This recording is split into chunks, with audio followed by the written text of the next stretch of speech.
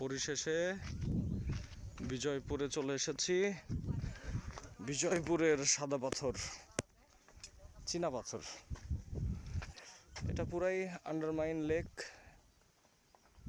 British সরকারের আমলে এটা খোঁড়াখুড়ি করা হয়, পরবর্তীতে প্রজেক্ট বন্ধ হয়ে যায়।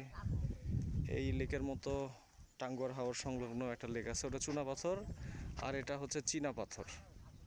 এটা সিরামিক, চীনা সিরামিক, কাচের বাটি এগুলা যেগুলো তৈরি করা হয় তার জন্য প্রাকৃতিক উপকরণ।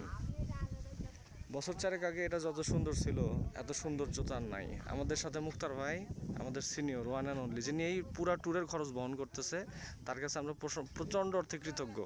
ওনার কিছুটা মন খারাপ, কারণ ট্যুর শেষ হয়ে আসতেছে, উনি ব্যাপারটা জানে কি করতে হবে।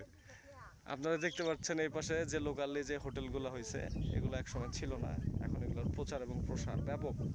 এটার যত প্রচার এবং প্রসার বাড়বে, বিজয়পুরের তত ধ্বংস আগায় আসবে। ভারতীয়রা আমাদের ধ্বংস করার আগেই আমরা বিশ্বাস করতেছি আমরাই আমাদের ধ্বংস করে ফেলবো। আমরা জাতি হিসেবে অনন্য। আজকে এ পর্যন্তই। আল্লাহ হাফেজ।